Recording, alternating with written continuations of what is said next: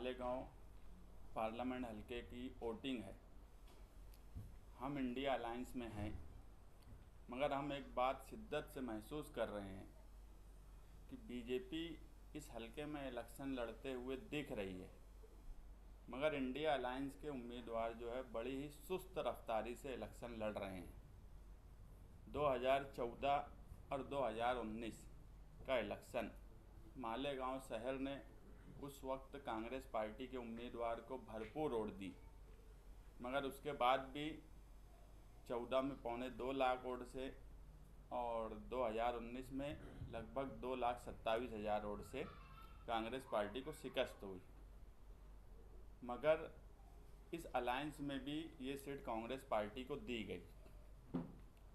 हमारी चाहत ये है कि जो अभी शाह ने कहा कि मुल्क में जो हालात बन गए हैं और ख़ास तौर से माइनॉरिटीज़ के, ऐसे वक्त में फ़िरका परस्तों को शिकस्त देने के लिए जिस तरीके की जोर आजमाई होना चाहिए उस तरीके की जोर आजमाई दिख नहीं रही है।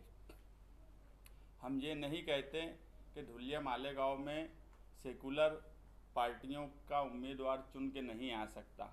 मैं इससे पहले भी बोला कि इससे अच्छा मौका नहीं है, मगर चुन के आने के लिए, जीतने के लिए लड़ना भी ज़रूरी है। आज सब कुछ इस हलके में बना हुआ है, कई प्लस पॉइंट है आज सेकुलर पार्टी के पास, मगर उसके बाद भी वो जिस तरह ध्यान देना चाहिए उस तरह ध्यान नहीं दिया जा रहा है और मालेगांव शहर को बेवज़न किया जा रहा है कि हमने 2014 में भी भरपूर वोट दिया, हमने 2019 में भी भरपूर वोट दिया। तो ये खाम ख्याली कि ये क्या करेंगे, इनके पास तो कोई मुतबादिल नहीं है, ये सोच कहीं ना कहीं मालेगांव को बेवज़न करती है और हम कभी नहीं चाहते कि मालेगांव शहर बेवज़न हो। इसलिए हमने ये तय किया है कि 1 मई से महाराष्ट्र डे के मौके पर संविधान सुरक्षा यात्रा के बैनर तले हम एक यात्रा मालेगांव शहर में निकालेंगे जो कई दिन तक चलेंगी और धुलिया शहर में भी हमारी वहाँ के समाजवादी के कारपोरेटर्स और जुम्मेदारों से बात हुई है, वहाँ भी निकालने की बातचीत किए हैं। हमारा मकसद ये है कि लोगों में बेदारी पैदा हो, कि वोट देने की बेदारी पैदा हो, फ़िरका परस्तों को हराने की बेदारी पैदा हो, ताकि ये इलेक्शन, हम पूरे हिंदुस्तान की बात तो नहीं कर रहे, मगर हमारे कॉन्स्टिट्यूंसी में हम हमारे उम्मीदवार जो हैं उनको जिताने की कोशिश करें।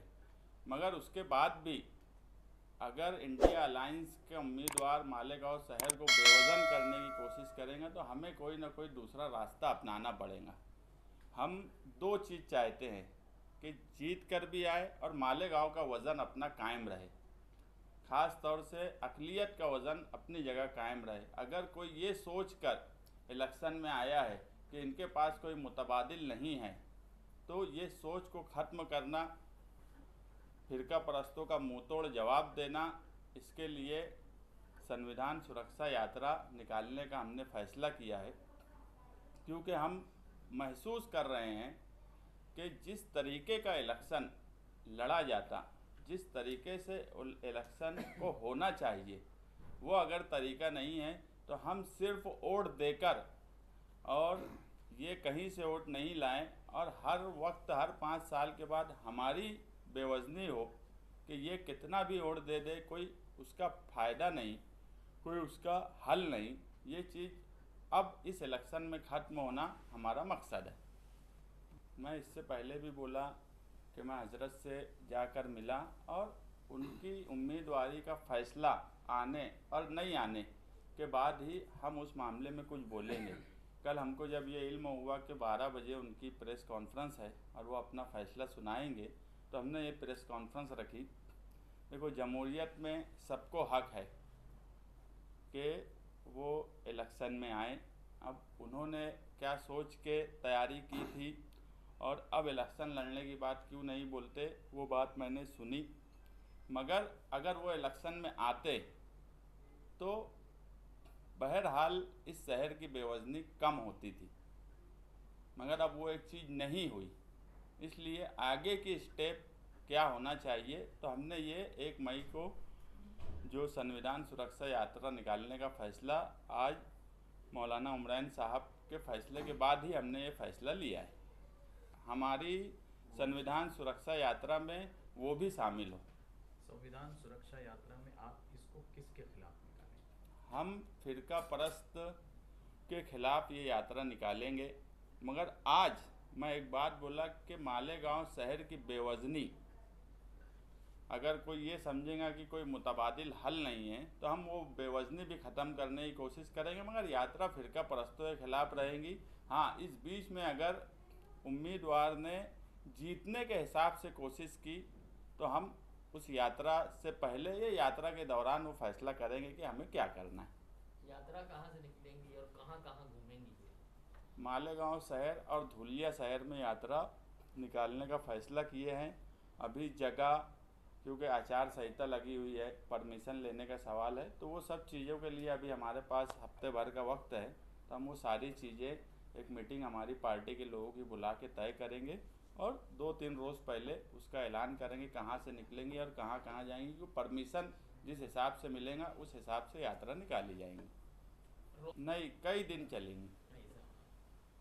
और इसी बैनर से अगर हमको आगे जलसा लेना पड़ा या इलेक्शन की कोई भी प्रचार मुहिम में हिस्सा लेना पड़ा, तो हम संविधान सुरक्षा यात्रा के बैनर से ही ये इलेक्शन 20 मई तक लड़ेंगे। संविधान सुरक्षा यात्रा आपके पार्टी की जानिब से है या फिर आपकी तंजीम की जानिब? नहीं, पार्टी की जानिब से, समाजवादी पार्टी की जानिब से है। हमारा मकसद है मालेगांव शहर, मालेगांव आउटर का हिस्सा और धुलिया, इन हिस्सों में यात्रा निकालने की हमारी प्लानिंग है। देखो, इलेक्शन लड़ना, ये आप लोग भी जानते हो कि इलेक्शन लड़ने का कोई प्लानिंग नहीं है। जैसे आज तक मालेगांव शहर या मालेगांव आउटर में मेरी मालूमात में कोई ऑफिस नहीं है, कोई एक जिम्मेदार नहीं है। हर 6 असेंबली कॉन्स्टिट्यूंसी है। इससे पहले भी अमरीश भाई लड़े, कुणाल पाटिल लड़े, तो वो कहीं ना कहीं 1-2 लोग जिम्मेदार दे दिया करते थे। ये मैं भी मानता हूँ कि कोई इतने बड़ा इलेक्शन में उम्मीदवार रोज़ आना सबसे मिल नहीं सकती, मगर उनका कोई जिम्मेदार हर असेंबली कॉन्स्टिट्यूंसी में होता है। मगर अभी तक हमें यह नहीं बताया गया कि यार फला आदमी कोई है जो जिम्मेदार है, फला जगह उनकी ऑफिस या कोई मकान लिया गया है जहाँ से वो इलेक्शन के काम काज करेंगे। तो जब मैनेजमेंट नहीं है, प्लानिंग नहीं है, मिलना जुलना तो ऐसा है कि मिलेंगे तो अभी रिजवान बैटरी वाला भी ऐलान कर देंगे, कोई कांच वाला भी ऐलान कर देगा, तो वो भी मिलेगा जुलेगा। मिलने जुलने से ही सिर्फ इलेक्शन नहीं होता। इलेक्शन जीतने के लिए बहुत से मरहले हैं, बहुत सी प्लानिंग है, वो सब बहरहाल फिलहाल तो नहीं दिख रही है। तो इंडिया अलायंस की पार्टियों में ही तालमेल की कमी दिख रही है, ऐसा लग रहा है क्या? देखो, मैं एक बात बोला कि हमारा मकसद मुल्क में जो हालात हैं, ख़ास तौर से जितने सियासी सोच रखने वाले दिग्गज इस मुल्क में हैं, सब ये बात महसूस कर रहे हैं कि आने वाला वक्त संविधान पे हमला होने जैसा है। ऐसे वक्त में हमारा मकसद ये है कि किसी भी तरीके से ये कॉन्स्टिट्यूंसी में बीजेपी हारे। तालमेल की बात ऐसी है कि हम बाराती हैं, दुल्हा जो है, जो इलेक्शन लड़ रही है पार्टी, वो दुल्हा है। उनका काम है बारातियों को बुलाना, बारातियों से तालमेल करना। बाराती कैसे क्या कोई तालमेल बैठा पाएंगे? दावत देना, लोगों को जमा करना, खाना रखना, ये सब काम उनका है। बारातियों को बुला के, दूल्हे के घर का है, दूल्हे के घर के ही लोग इस शहर में कुछ भी करते नहीं दिख रहे, उसमें हम क्या कर सकते? उसके बाद भी हमें फिक्र है। तो हम 3 असेंबली कॉन्स्टिट्यूंसी में मालेगांव शहर, मालेगांव आउटर और धुलिया कोशिश कर रहे हैं कि संविधान सुरक्षा यात्रा निकाल के लोगों में बेदारी पैदा हो, और ख़ास तौर से खुसूसी तौर पे मालेगांव शहर की जो बेवजनी है, जो बार बार के इनके पास कोई मुतबादिल नहीं है, ये मालेगांव शहर के वोटर की हैसियत से तमाम ही वोटर के लिए ये बात अच्छी नहीं है। आने वाले मुस्तकबिल के लिए भी हम वो बेवजनी भी ख़त्म करना हमारा मकसद है। भाई, मौलाना उमरैन थे अभी तक ऑप्शन में, लोग मालेगांव शहर के वोट कर सकते थे, वो अब पीछे हट गए। अब बचा इंडिया अलायंस का एक उम्मीदवार और एक वंचित बहुजन अघाड़ी का। तो तो आपको क्या लगता है मालेगांव शहर के आवाम ने अब किसको वोट करना चाहिए? बीजेपी को तो करना मुश्किल है सेंट्रल। बीजेपी के तो खिलाफ ही हम वो यात्रा निकालने की बात कर रहे हैं। अब वोट किसको करना चाहिए, कौन जीतेगा, हम मालेगांव जो यात्रा निकाल रहे हैं उससे पहले या उसके दौरान में उसका फैसला करेंगे क्या माहौल बनता है। आज मौलाना उमरान साहब उम्मीदवारी वापस लिए, कल हो सकता है कोई और नाम आ जाए। आज 26 मई से नोटिफिकेशन शुरू हो रहा, 26 अप्रैल से 3 मई तक, अभी वक्त है, देखेंगे क्या है। हमारा सिर्फ मकसद ये है, आज हम इंडिया अलायंस में हैं, हम खुद चाहते हैं कि इंडिया अलायंस का उम्मीदवार मजबूती से इलेक्शन लड़े, यही हमारा मकसद है। मगर मैं जो बोला कि आप लोग भी यहाँ सब मीडिया वाले बैठे हैं, मुझे नहीं लगता कि आप लोगों को भी पता होगा कि यहाँ पे कोई इंडिया अलायंस की नाम से कोई ऑफिस है, कोई 2-4 जिम्मेदार लोग हैं जिनसे कोई राब्ता किया जा सके। मैं बोला इलेक्शन कई मरहले में लड़ा जाता है, उसके लिए कई प्लानिंग लगती है। हम बहरहाल 2.25 लाख वोट से हारे हैं, आज जीत सकते हैं, तो वो सब चीज़ों को तय करना चाहिए। उसके लिए सब लोग अगर प्लानिंग करेंगे तो उसकी प्लानिंग करने के लिए कोई ऐसी बात नहीं की जा रही है जिससे हमें ये लगे कि हाँ कुछ जीतने की तरफ बात की जा रही है। सिर्फ इलेक्शन लड़ना, मालेगांव शहर की पूरी वोट ले लेना और इलेक्शन हार जाना, फिर वही बात आएंगी कि मालेगांव शहर के लोग पूरी भी वोट दे देते तो क्या फ़र्क पड़ता। वो बेवजनी कम होना चाहिए। कॉन्फ्रेंस लेने का मकसद कि हिंदुस्तान में सबसे बड़ा इलेक्शन जो पार्लियामेंट का इलेक्शन होता है, दस्तूर के मुताबिक दस्तूर को बचाने के लिए आवाम के ज़रिए होने वाला इलेक्शन, जिससे आवाम के ज़रिए हुकूमत बनती है और हुक्मरान जो है वो अपने काम करता है। लेकिन हम मुसलसल देख रहे हैं, फर्स्ट फेज़ हो चुका है, इसमें हम देख रहे हैं मुसलसल कि कहीं ना कहीं अक़लियत को या मुसलमानों को टारगेट करने का काम बीजेपी के बैनर से हो रहा है। एक आप लोग महसूस कर रहे होंगे कि हर जगह वो सिर्फ यही मुद्दा उठाते हैं कि हिंदुस्तान से मुसलमानों को भगाना है, और हिंदुस्तान में मुसलमानों ने कुछ नहीं किया आज तक, और नुकसानदेह कौम है हिंदुस्तान में मुसलमान। जगह जगह वो ये साबित कर रहे हैं। इसका मतलब ये है कि वोट लेने के लिए बीजेपी के पास मुसलमानों के ख़िलाफ़ बोलने के अलावा कोई मुद्दा नहीं है। उन्होंने कोई ऐसा काम कि 10 सालों में नहीं किया जो आवामी फलाह व बहबूद का हो, जिसको बताकर वो वोट ले सके। इसलिए उन्होंने एक टारगेट कर लिया है कि मुसलमानों को बुरा बोले। चाहे अमित शाह जो है वो 4% रिजर्वेशन के ख़िलाफ़ बोलते हैं, कहीं मोदी अभी पिछले दिनों हमारे दस्तूर के या हमारे कॉन्स्टिट्यूशनल पोस्ट के सबसे बड़े पोस्ट जिनके पास है वो मोदी जी, उन्होंने अपनी तकरीर में कहा कि हिंदुस्तान की जो संसाधन है, जो सरमाया है, उस पर हक अगर दूसरी गैर बीजेपी की हुकूमत आ गई तो वो हिंदुस्तान के जो हुकूमत के सरमाए हैं उसको मुसलमानों को बांट देगी और हिंदुओं को कुछ नहीं मिलेगा। ऐसा नफ़रत भरी तकरीर उन्होंने की, और उन्होंने बोलते हुए एक लफ्ज़ बोला घुसपैठिए, जो लफ्ज़ मुसलमानों के लिए इस्तेमाल किया गया है घुसपैठिए, ये लफ्ज़ एक बड़ा ही ख़तरनाक है जो हमारे लिए फ़िक्र का है। घुसपैठिए का मतलब उनका ये पूरी कौम को, पूरे मुसलमानों को घुसपैठिया बोलने का मतलब ये है कि वो कहीं ना कहीं NRC की लानत हिंदुस्तान में लाने वाले हैं, जिसका इशारा उन्होंने किया। वो घुसपैठिए साबित करना चाहते हैं तमाम मुसलमानों को, और ये हमारे लिए बहुत ज़रूरी हो गया है कि हमने हमारी अहमियत बताना, और जो सेकुलर आवाम हैं, चाहे वो मुसलमान हो, चाहे किसी भी जमात के, किसी भी ज़ात के सेकुलर लोग हैं, उनको मुत्तहिद होकर बीजेपी के ख़िलाफ़ वोट करना चाहिए। और मुसलसल ये बता देना चाहिए कि हिंदुस्तान जो है वो एक जमहूरी मुल्क है, और जमहूरी मुल्क जो है वो हुकूमत जो है जमहूरी तरीके से चलेगी, जहाँ हर समाज को, हर ज़ात को, हर नस्ल को एक नज़र से देखा जाएगा।